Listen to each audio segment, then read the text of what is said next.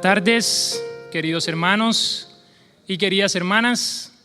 Que la paz y que el amor de nuestro querido Maestro Jesús nos acompañe en estos instantes. Vamos a remontarnos a la sexta década del siglo XIX para presenciar los últimos meses de la Guerra Civil Estadounidense. Guerra marcada por el conflicto de intereses de los estados del norte, denominados como la Unión, y el conflicto de intereses de los estados del sur, denominados como la Confederación. En este marco beligerante, la esclavitud aparece como una de las razones fundamentales de la guerra. La propaganda abolicionista, surgida en Inglaterra, había echado fuertes raíces en los estados del norte desde 1820. Y es que Inglaterra había sido el primer país en el mundo, por cierto, en abolir la esclavitud hacia mediados de 1807. Sin embargo, gran parte de la economía norteamericana dependía hasta mediados del siglo XIX de la industria algodonera, situada en gran parte en los estados del sur, que dependía y por ende utilizaba la mano de obra esclava en sus grandes plantaciones.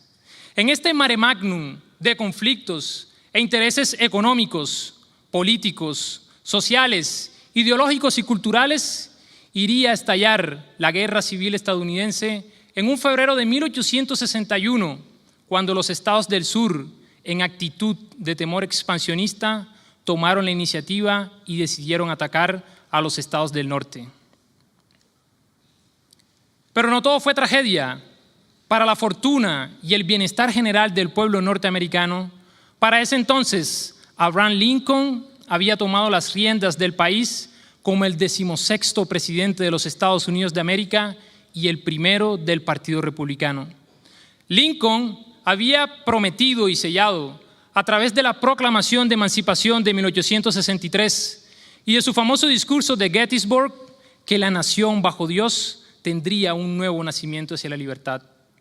Para esto, Lincoln había hecho de todo, incluso inventado poderes especiales de guerra para poder liberar a los esclavos, confiscándolos como material de guerra. Y es que Lincoln entendía que los innumerables muertos proporcionados por la guerra debían servir por lo menos para dos cosas. Uno, para unir al pueblo, y dos, para eliminar la esclavitud en el país y para siempre. Empero, para poder lograr esto, Lincoln tendría que recurrir a una enmienda constitucional para la cual se requería a su vez la aprobación de como mínimo las 2/3 partes del Congreso.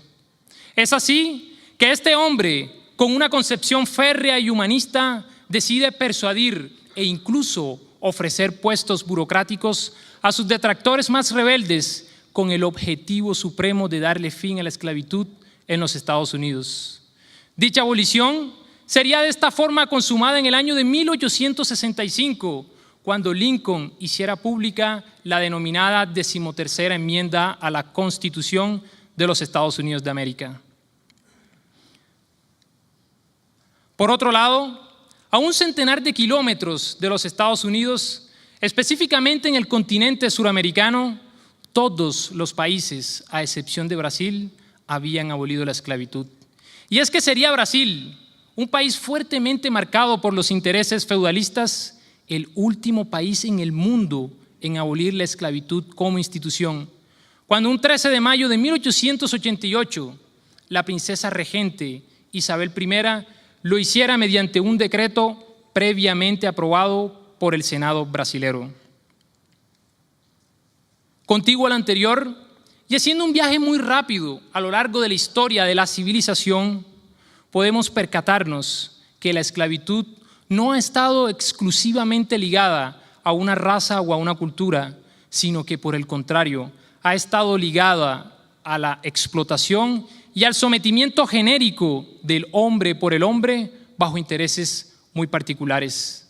De esta forma, vemos al imperio egipcio someter y esclavizar al pueblo judío o hebreo 1500 años antes de Cristo.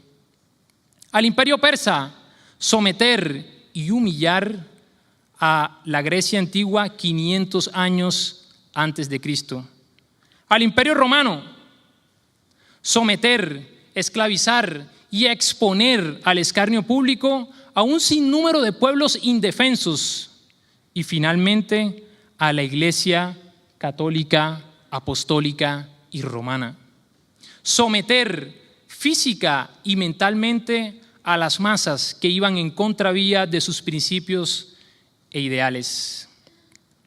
Este componente histórico nos va a permitir entender y comprender las diferentes facetas en las que la esclavitud se nos presenta en los tiempos modernos.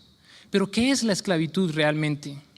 Por definición, la esclavitud es la antítesis de la libertad. ¿Y qué es la libertad? Según una definición convencional, la libertad está asociada a esa facultad que todos nosotros tenemos de poder obrar y pensar libremente. ¿Qué significa entonces ser libres? ¿Qué significa ser esclavos entonces? La esclavitud viene entonces a tomarse dentro de una concepción genérica como aquel estado denigrante en el que se somete física e incluso mentalmente al prójimo. Allan Kardec, el gran codificador de la doctrina espírita, no fue ajeno a esta problemática. Y fue así que un 18 de abril de 1857, al publicar el Libro de los Espíritus y dar este conocimiento magno, esta gran luz consoladora a la humanidad, formuló a los espíritus superiores en la pregunta 829 lo siguiente: ¿hay hombres que por naturaleza están destinados a ser propiedad de otros hombres? Era una pregunta muy interesante si hacemos un análisis histórico en el momento en el que Kardec hace esa pregunta. En Europa, principalmente en Inglaterra, la esclavitud, entre comillas, era historia patria. Sin embargo, países aquí en Sudamérica e incluso los Estados Unidos, como lo mencioné inicialmente, aún aplicaban la esclavitud como una institución. Allan Kardec, no siendo ajeno a esta problemática, le formula a los espíritus superiores: ¿será lógico pensar que es de Dios, que es una ley natural privar de la libertad a un ser humano, a nuestro próximo, a nuestro semejante? Y los espíritus superiores le responden tajantemente: toda sujeción absoluta de un hombre a otro es contraria a la ley de Dios. La esclavitud constituye un abuso de la fuerza, desaparece con el progreso, así como poco a poco desaparecen todos los abusos. ¿Quiere decir esto? Que la esclavitud es condenada por los espíritus superiores, porque incluso la misma lógica nos lo dice. Quizás la mayoría de nosotros pueda ver como algo absurdo que tendríamos que esperar hasta finales del siglo XIX para abolir la esclavitud en papeles, porque como lo veremos más adelante, tuvo que pasar un poco más de tiempo para que realmente se hicieran válidos los derechos de muchos esclavos e incluso de los negros. Desaparece con el progreso, también es lógico, porque el progreso de la sociedad es dual, tanto intelectual como moralmente. Todos sabemos que ese progreso se da más rápidamente a nivel intelectual. Sin embargo, el aspecto moral influye también y nosotros vamos progresando, aunque a paso lento, pero el progreso moral se da constantemente. ¿Quiere decir esto entonces que la abolición de la esclavitud surge como un desarrollo intelecto-moral de la sociedad? Muchos historiadores juzgan cuáles fueron las razones fundamentales que llevaron a un sinnúmero de países a prohibir la esclavitud como institución. Muchos dicen que en realidad no es una cuestión relacionada al progreso moral. Alegan que la revolución industrial tuvo que ver y fue la principal fuente para que la esclavitud se eliminara. Pero la misma lógica, al mismo tiempo, nos dice a cada uno de nosotros que hay un desarrollo moral desde el momento en que se entiende que no se puede someter ni física ni mentalmente a nuestro prójimo.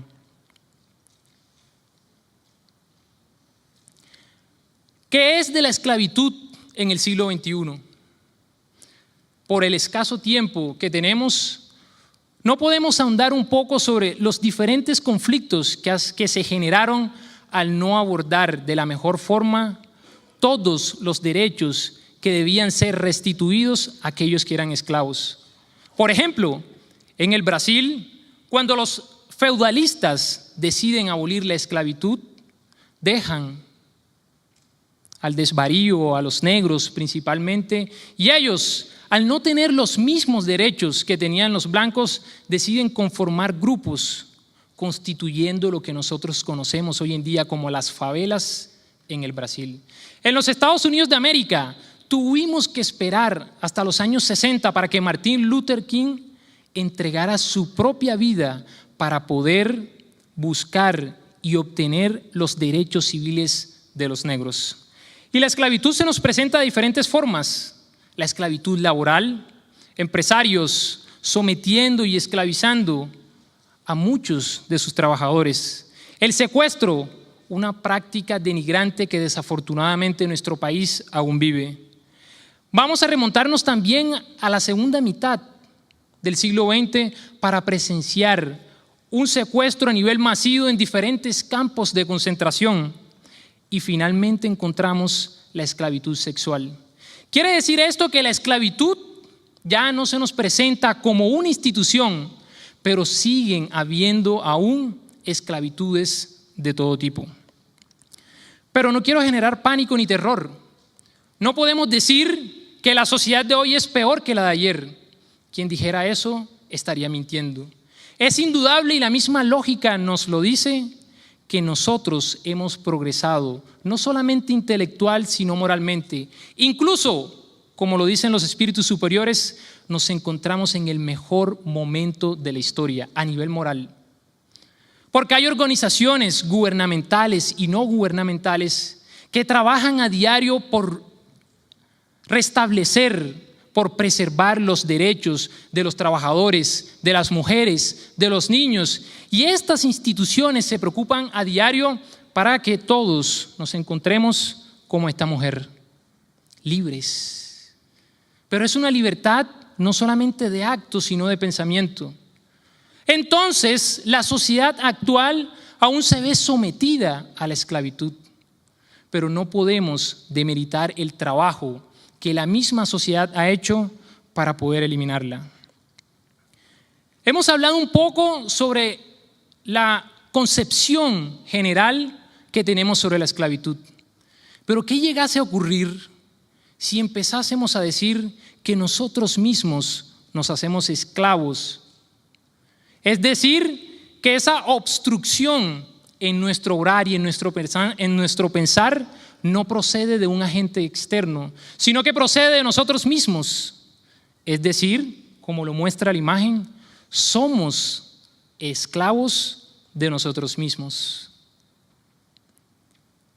Cuando decidimos apegarnos a lo que muy bien el doctor Almeida desarrollaba hoy en la mañana, los vicios, los celos, el egoísmo, el orgullo, todas estas falencias morales que nos esclavizan y nos mantienen en la inferioridad moral.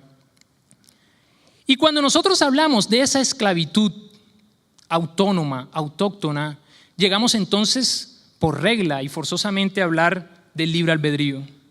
Allan Kardec era un hombre acucioso, inteligente, como el gran pedagogo que era, y no dejó atrás esta pregunta para los espíritus superiores cuando en la 843 indaga lo siguiente: ¿el hombre tiene el libre albedrío de sus actos? Y los espíritus le dicen, dado que tiene la libertad de pensar, tiene la de obrar. Sin libre albedrío, el hombre sería una máquina. Quiere decir esto que somos nosotros los artífices de nuestra propia libertad y, como lo veremos más adelante, de nuestra propia felicidad. Depende de nuestro proceder, de nuestro libre albedrío, si vamos o no vamos a sufrir. Sin embargo, muchas veces no procedemos de la mejor forma y sufrimos. Los compañeros que me antecedieron en la palabra muy bien hablaban sobre las razones por las cuales muchas veces nosotros sufrimos. Lloramos, gritamos, hacemos berrinche y sufrimos. Hay una frase de un gran filósofo alemán que se llamó Federico Nietzsche, que a mí me encanta. Nietzsche decía: quien tiene un porqué para vivir se puede enfrentar a todos los cómo. Y es magnífica la pregunta, porque la doctrina espírita viene a darnos todos los porqué para que nosotros podamos afrontarnos a los diferentes cómo. Juana de Ángelis, en una magnífica obra psicografiada por Divaldo Pereira Franco, Momentos de Alegría, nos dice lo siguiente: el sufrimiento es el resultado del uso erróneo que el hombre hace del libre albedrío. La facultad de discernir contribuye a la responsabilidad de los actos practicados. Así, Dios permite que el sufrimiento se instale en el corazón humano, pues mediante ese proceso el individuo aprende a respetar los valores de la vida. Quiere decir que el sufrimiento aparece como una terapia que nos va a ayudar a nosotros a poder restituirnos a nivel moral. Sufrimos porque no sabemos proceder con el libre albedrío. Quiere decir que cada uno de nosotros tiene que empezar a conocerse a sí mismo. Los que me antecedieron muy bien hablaban sobre la pregunta 9:19, donde los espíritus le responden a Kardec la importancia del conocerse a sí mismo. Y a Sócrates lo había dicho 400 años antes de Cristo. Pero para eso se hace necesario un estudio profundo de nosotros mismos. Jesús tiene una frase magnífica en la que nosotros debemos trabajar a diario. Jesús decía: orad y vigilad. Porque muchas veces oramos con sentimiento, con mucho cariño, entregados. Pero cuando salimos a desenvolvernos en los diferentes medios, somos invigilantes. Y en el momento en el que somos invigilantes, nuestro libre albedrío se equivoca y empezamos entonces a sufrir. Hay una frase del espíritu Marco Prisco en una obra muy interesante llamada Legado Cartesiano, que habla exactamente de lo mismo de lo que Jesús nos decía cuando nos invitaba a vigilarnos a nosotros mismos. Él decía: conserva tu sentido de orientación, porque llegarás inevitablemente al lugar donde conduces tus pasos. Yo normalmente, cuando tengo la oportunidad de hablar en público, traigo a colación esta expresión del espíritu Marco Prisco, porque lo dice todo respecto a la vigilancia. Parece sencillo, pero la imagen dice muchas cosas. Nosotros nos encontramos en el camino de la vida. Y cuando vivimos nuestra vida, tenemos la opción de tomar diferentes caminos. Uno por aquí, otro por acá y otro por allá. Andamos actuando y viviendo de una manera como los caballos cocheros. ¿Sí han visto a los caballos cocheros? Les ponen algo aquí y para adelante sin coger impulso. Y nos vamos y nos dicen: no te metas por ahí porque te vas a equivocar, no hagas esto porque te vas a comprometer, y nosotros allá vamos. Y cuando nos encontramos acá, hacemos un pare y decimos: ay, Dios mío, ¿por qué yo sufro tanto? ¿Por qué me tocó vivir esta vida tan terrible, tan terrible? Yo soy tan pobrecito.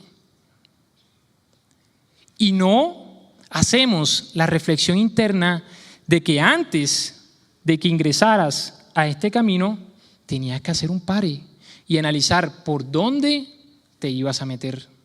Eso es exactamente lo que ocurre con cada una de nuestras vidas. No nos tomamos un tiempo para reflexionar sobre las cosas que estamos haciendo en nuestras vidas. Eso es que somos invigilantes, porque la vigilancia exige reflexión. Yo no puedo decir que soy vigilante si no reflexiono, es imposible. Se hace imprescindible que cada uno de nosotros tome ciertos espacios para decir, ¿yo qué estoy haciendo de mi vida? ¿Qué es de mi vida en este preciso momento? ¿Será que realmente soy feliz? ¿Qué pasa si desencarno mañana? ¿Qué pasa si desencarna mi esposo, mi esposa, mis hijos, mi papá, mi mamá? Ese es el espacio que debemos tomar para no sufrir, porque al final de cuentas todos queremos ser felices. Yo por lo general, que tengo la oportunidad de trabajar con los jóvenes en el Centro de Estudios Espíritas Juana de Ángelis, yo siempre les hago la misma pregunta. ¿Para qué viniste tú a este mundo? ¿Cuál es la razón de ser de que nos hablen de la reencarnación, de que hay que venir, tener diferentes experiencias? ¿Cuál es la razón de ser de eso? Y he contado con la fortuna de que muchos me responden lo que debería ser. Todos luchamos para ser felices plenamente algún día. Porque Jesús lo dijo, la felicidad no es de este mundo. Todos, el que roba, el que consume alcohol, el que abusa del sexo, el que expende droga, el que abusa sexualmente de los niños, todos ellos, aunque parezca terrible, quieren ser felices también. Lo que ocurre es que en ese trayecto hacia la felicidad se equivocan. Quizás muchos de nosotros no cometemos esos errores, pero al mismo tiempo cometemos errores por no reflexionar. Y andamos así. Y encontramos en una sociedad muy pocas personas que pueden decir que son plenamente felices. Juana de Ángelis, en la misma obra Momentos de Alegría, nos da un secreto para ser felices. Y ese secreto no es algo mágico, sino que se encuentra en la misma codificación kardeciana. Dice ella, el secreto de la felicidad se encuentra en la acción consciente en relación con las leyes divinas y con el estatuto de comportamiento humano, las leyes morales. Libro tercero del libro de los espíritus. Empiezo a sufrir desde ese preciso momento en que me alejo de las leyes morales. Yo los invito a que hagan la reflexión y tomen cada una de las 10 leyes que se encuentran en el libro tercero del libro de los espíritus y vean que en el momento en que no cumplan una de esas leyes, empieza el sufrimiento. Cuando no oramos, nos sentimos debatidos. Cuando usamos mal el sexo, empezamos a usar mal la ley de reproducción. Cuando no trabajamos la ley del trabajo, nos convertimos en un peso para la sociedad.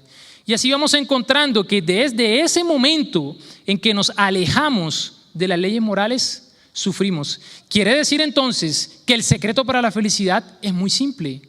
No te alejes de las leyes morales. Allí radica nuestra felicidad.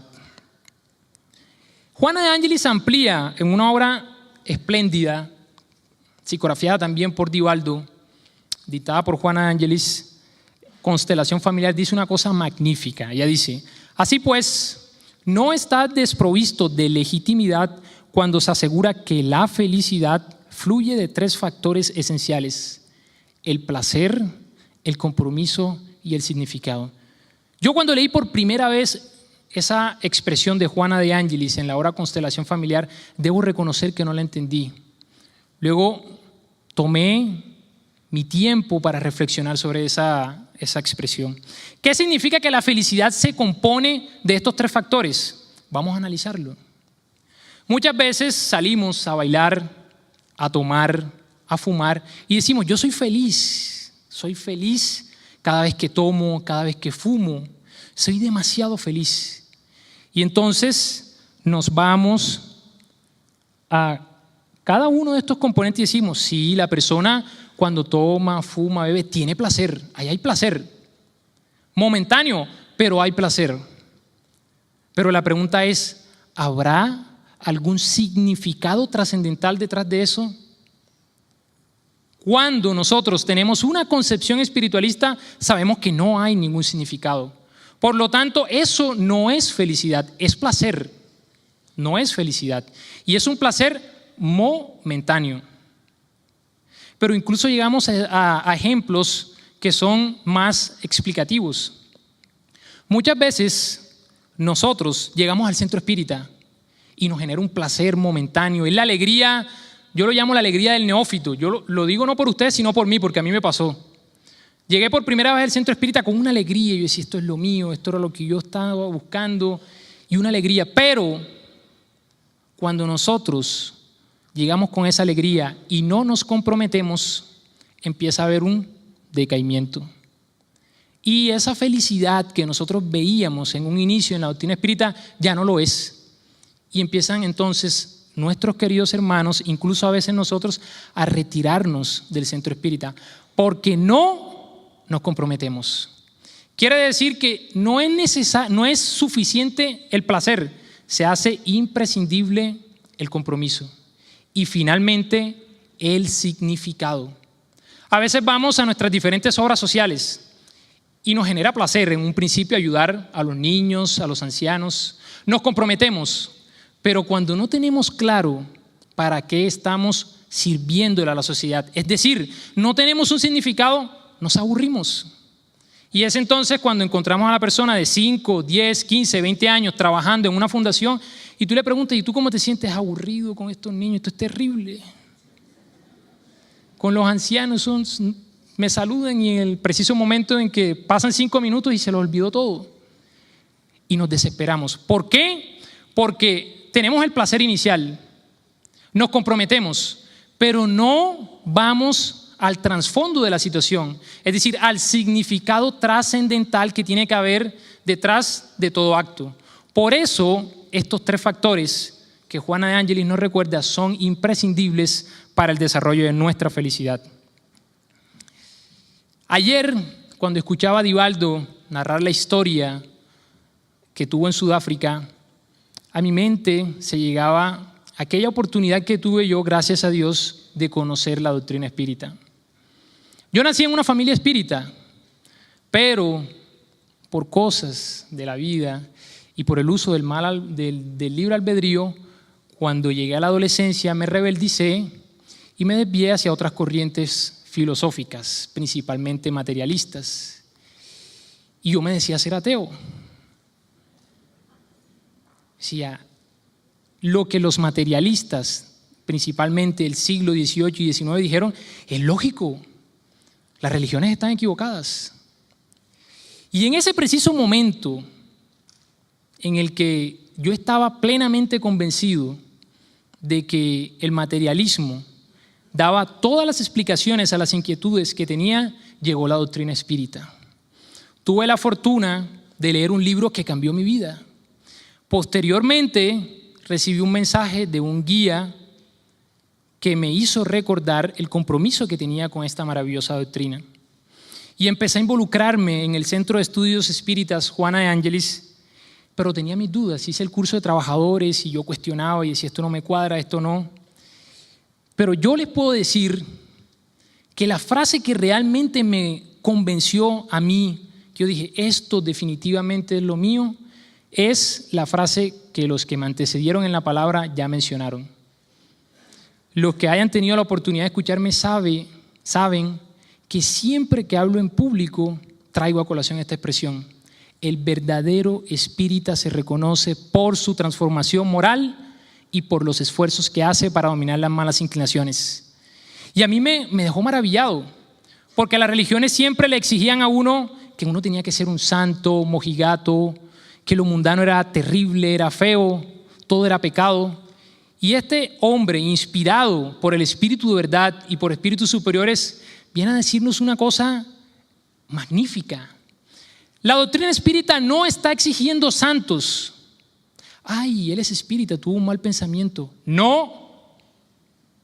La doctrina espírita lo que nos viene a decir es que si tienes un mal pensamiento, trabajes para reemplazar ese pensamiento negativo por uno positivo.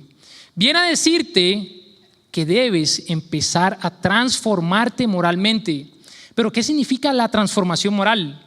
La transformación moral es ir en contravía a los 2 grandes cánceres que tiene la humanidad. ¿Saben cuáles son? Pregunta 785. El orgullo y el egoísmo. Transformarse moralmente implica dejar atrás el orgullo y el egoísmo. Y dejar atrás las malas tendencias, las malas inclinaciones, hace parte de la reforma íntima. Es una invitación que la doctrina espírita nos hace en ese sentido. Todos han contado una experiencia personal, ahora me toca a mí, ¿cierto? Cierta vez, visitando la familia de mi novia, con la que ya tengo muchísimos años, me invitó a almorzar y ella se encontraba dialogando con una amiga. Y la señora ha suspendido la conversación que tenía con mi suegra para decirle: oye, tú tienes que darle gracias a Dios porque tu hija encontró un hombre maravilloso.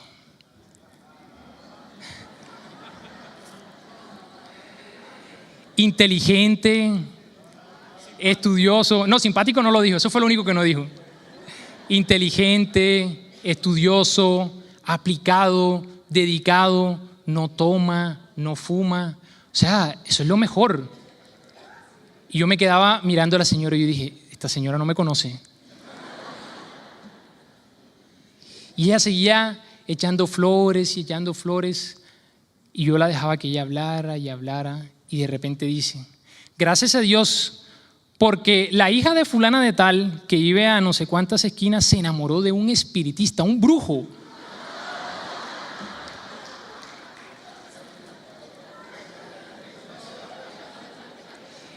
Y yo quedé estupefacto y dije: ¿cómo va a ser posible? Yo les debo reconocer que la temperatura corporal me subió como a 40 grados centígrados cuando ella dijo eso. Y no conforme con haber dicho eso, dice: y lo peor no es eso. Yo dije: ¿qué hay algo peor? Y me dice: sí, se enamoró de un joven que está asistiendo a la capital colombiana de la brujería, del espiritismo. Se llama Juana de Ángeles. Y yo dije: no puede ser. Yo empecé a sudar, Dios mío, no puede ser posible esto. Es terrible, porque en ese centro espírita los espíritus le pegan a los hombres, a las mujeres. Eso es terrible, eso es brujería pura. Y la señora me vio a mí, seguramente estupefacto, que me dijo: pero no te quiero hablar de esas cosas feas para que no te asustes.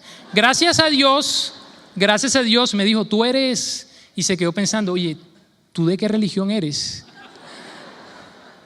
Y yo la quedé mirando y le dije: yo soy espírita, trabajador del Centro de Estudios Espíritas Juana de Ángeles. Y la señora quedó así, estupefacta. Y la señora, tuve un pequeño espacio para explicarle qué era realmente la doctrina espírita. Y ella me dijo: no me vas a convencer, pero hay algo que sí me ha quedado claro, que tú eres un muchacho de bien. Y el ejemplo lo traigo no para decir ni para vanagloriarme, porque soy consciente aún de las imperfecciones que tengo, sino para que entendamos que muchas veces divulgar la doctrina espírita no es convencer al otro a que venga al centro espírita. Eso no necesariamente es divulgar la doctrina espírita. Divulgar la doctrina espírita implica también que los que no van a ser parte nunca de la doctrina cambien el concepto errado que tienen de la doctrina espírita. Si yo no logro que mi vecino vaya al centro espírita, yo por lo menos debo lograr que él cambie su concepto errado que tiene de la doctrina por mi proceder, es decir, ser un verdadero espírita. Eso es lo que la doctrina está esperando de cada uno de nosotros, que nosotros nos convirtamos y seamos esos hombres de bien y esos verdaderos espíritas. Y nosotros podemos encontrar en el Evangelio un sinnúmero de ejemplos. Podríamos durar aquí bastantes minutos conversando y hablando sobre los ejemplos que el Evangelio nos ofrece de lo que es un verdadero cristiano, porque la expresión anterior, se me olvidó decirlo, no solamente aplica para los espíritas. Es decir, yo puedo cambiar la expresión: el verdadero espírita se reconoce por su transformación moral y por los esfuerzos que hace para dominar sus malas inclinaciones, por el verdadero cristiano, por el verdadero musulmán, por el verdadero judío, por el verdadero, cualquier cosa. El verdadero ciudadano se debe reconocer por eso, porque al final de cuentas las religiones son el medio, el mecanismo que el mundo espiritual nos ha colocado para que nosotros nos desarrollemos. Y uno de esos ejemplos es el de María Magdalena. Todos nosotros conocemos esa historia. Una mujer esclavizada por los placeres sexuales. Y ella, hastiada, cansada de esa vida de placeres, pero sin un significado existencial, se cansa, y cuando escucha hablar por primera vez del Maestro Jesús, algo en su interior le dice que allí se encontraba la paz, la felicidad que por tanto tiempo había buscado. Y ella decide entregarse completamente al servicio del Maestro Jesús. Transforma su vida, pasa de ser aquella mujer adúltera, que era una meretriz, pasa a ser entonces una servidora del Maestro Jesús. Encontramos otro ejemplo, el de Pablo. Ese es uno de los casos, lastimosamente por el tiempo no me puedo ampliar, pero que más impresión me genera a mí, porque gracias a esa energía que tenía Pablo logró constituir su felicidad. Para finalizar, me gustaría traer a colación quizás una de las historias más impactantes que haya percibido yo, en especial a lo largo del siglo XX, que nos invita a cada uno de nosotros a que nos liberemos de nuestras pasiones y de nuestros vicios. Esa historia me van a permitir narrarla a continuación. Nos encontramos en un poco más de la mitad del siglo XIX. Han transcurrido 12 años desde aquella fecha histórica y mágica en los archivos de la civilización humana, marcada por el advenimiento del Espíritu de verdad. El almanaque señala el 2 de octubre del año 1869 en Porbandar, ciudad costera del estado de Gujarat, en India. Es Porbandar la gran tierra de Krishna, encarnación del dios Vishnu en la tierra, según el hinduismo, precisamente la tierra escogida por el mundo espiritual para engendrar una revolución de tipo moral, política y espiritual en la India. El reloj marca las 7:56, según el Indian Standard Time, en el hogar del señor Kava y la señora Putribai. Hay gran júbilo en la familia por el nacimiento del pequeño Mohandas, el cuarto y último de los hermanos conformados por los jóvenes Lakshmidas, Karsandas y la joven Raliadben. Demos un pequeño salto cronológico para percatarnos que el pequeño Mohandas ha crecido. Posee 13 años, edad suficiente según su padre para contraer matrimonio con la joven Kasturbai, quien para ese entonces poseía también la edad de 13 años. Mohandas no vislumbraba en absoluto las obligaciones propias de un esposo y no tenía por qué hacerlo, dado que tan solo era un niño. Sin embargo, no habría de transcurrir suficiente tiempo para que el joven empezara a hacerlo, cuando fuera invitado a compartir habitación con su esposa en la tan anhelada por muchos luna de miel. Mohandas, para ser leales a la verdad, era un hijo muy atento y dedicado, en especial con su padre, quien para ese entonces se encontraba en cama a causa de una fístula. Además, valga la advertencia, Mohandas era un joven esposo atento, dedicado, respetuoso, pero ante todo fiel a su esposa. Mohandas se sentía profundamente atormentado a pesar de ser fiel a su esposa. Lo perturbaba algo profundamente: la lujuria. El joven solo pensaba en terminar sus clases de secundaria, llegar a casa, dar masajes en las piernas a su padre y así poder finalmente intimar sexualmente con su esposa. La sola idea de pensar en ella lo perturbaba, lo desajustaba emocionalmente. Mientras todo esto ocurría, el joven no imaginaba cómo la vida le preparaba una lección maestra que le marcaría muy dolorosamente por el resto de sus días como encarnado. Y fue precisamente en una noche del año 1885, a la edad de 16 años, que Mohandas aprendería tal lección. Eran aproximadamente las 23 horas cuando Mohandas se encontraba dando masajes, como de costumbre, en las piernas de su padre, cuando su tío, que había llegado no hacía muchos días de Rajkot, se ofreció para reemplazarlo, a lo que él, dominado por la lascivia y la lujuria, aceptó de muy buena gana y se retiró rápidamente a su dormitorio. Su esposa, pobrecita, se encontraba profundamente dormida, pero él en su animosidad la despertó para poder estar sexualmente con ella. No habían transcurrido más de 5 o 6 minutos cuando un criado golpeó a la puerta, a lo que él, sobresaltado y alarmado por la condición en la que se encontraba, preguntó con voz fuerte: ¿qué ocurre? A lo que el criado respondió con igual tono de voz: Mohandas, levántate, tu padre está muy enfermo. Desde luego que el joven sabía que su padre estaba muy enfermo, por lo que dedujo de las palabras de su criado que la noticia tenía un carácter mucho más grave. Mohandas se levantó rápidamente de su cama y abrió la puerta y volvió a preguntar con un tono de voz fuerte: ¿qué ocurre? Dímelo, por favor. El criado lo miró fijamente a sus ojos y le dijo: Mohandas, tu padre ha muerto. Mohandas hizo un silencio, lloró profunda y sentidamente e incontinente y profirió las siguientes palabras: Padre, todo ha concluido.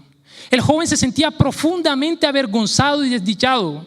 Recorría una y otra vez la habitación de su padre y se repetía a sí mismo: si la pasión animal no me hubiese cegado, me hubiese evitado la separación tortuosa en sus últimos instantes.